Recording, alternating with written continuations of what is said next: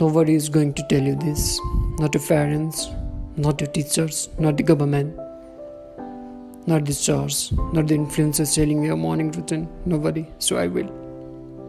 You are living inside a system that was specifically, deliberately, and expertly designed to make sure you never wake up.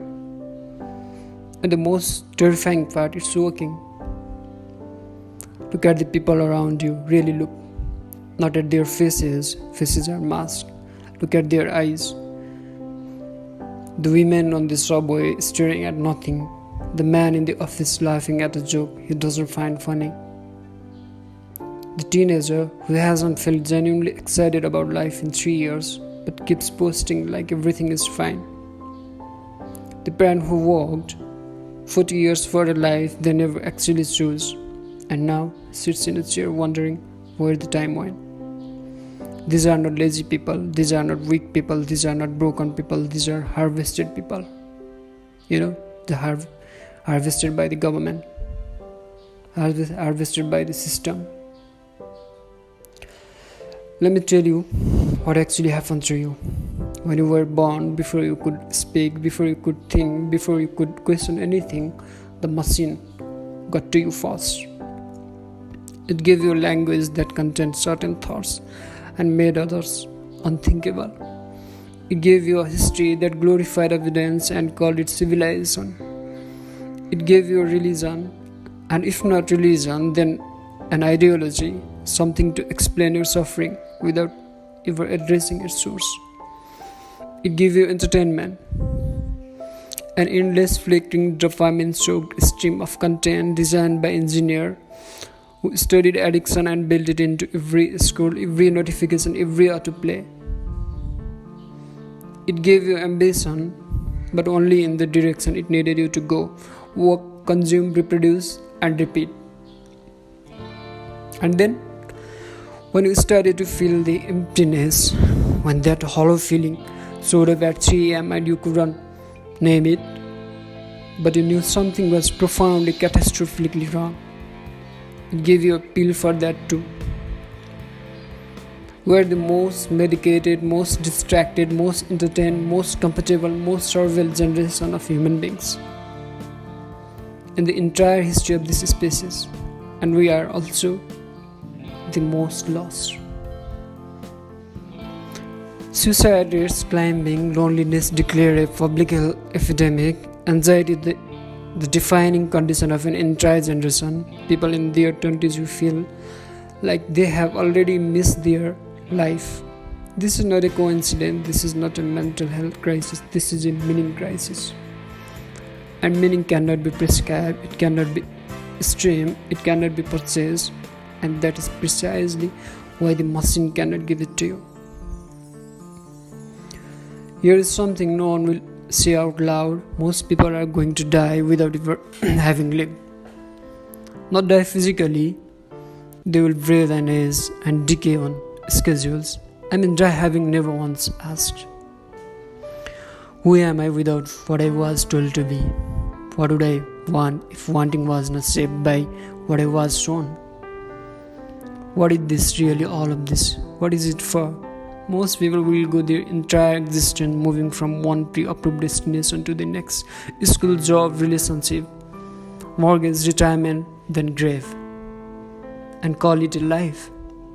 It is not. It is a very sophisticated, very comfortable, very well decorated cage. And here is the part that should shake you. The cage does not have locks. It never did. The bars are made of something far stronger than steel. They are made of consensus, the argument,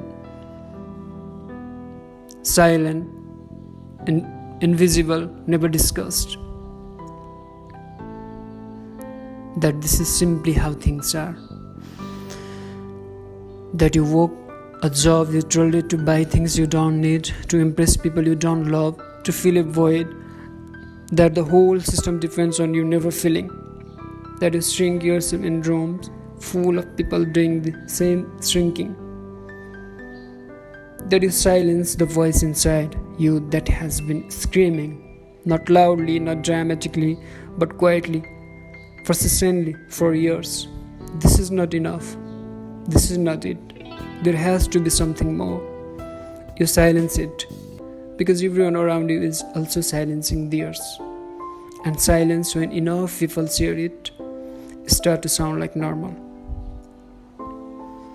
I'm not here to give you hope in the cheap sense.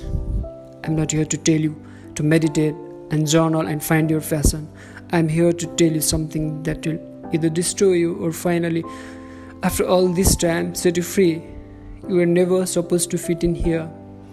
The discomfort you feel, the sense that something is fundamentally wrong, the inability to just be satisfied, just be grateful, just stop questioning. That is not your illness. That is your sanity. The truly broken ones are the ones who stop feeling it, the ones who made peace with the case and called it wisdom, the ones who will look at you asking these questions and tell you to be realistic. Do not listen to them. They are not at peace, they are just tired.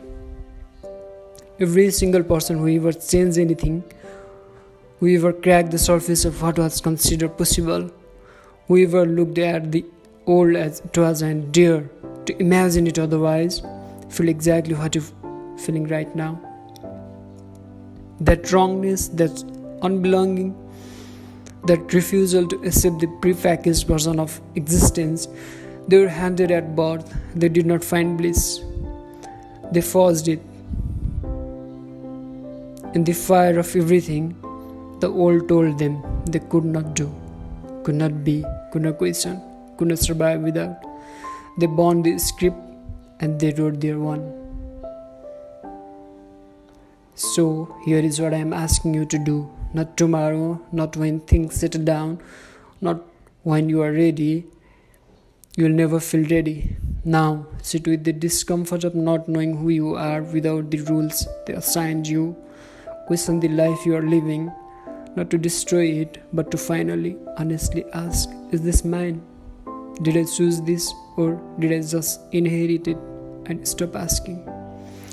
Because here is the truth that this world spent billions of dollars every single year trying to prevent you from discovering.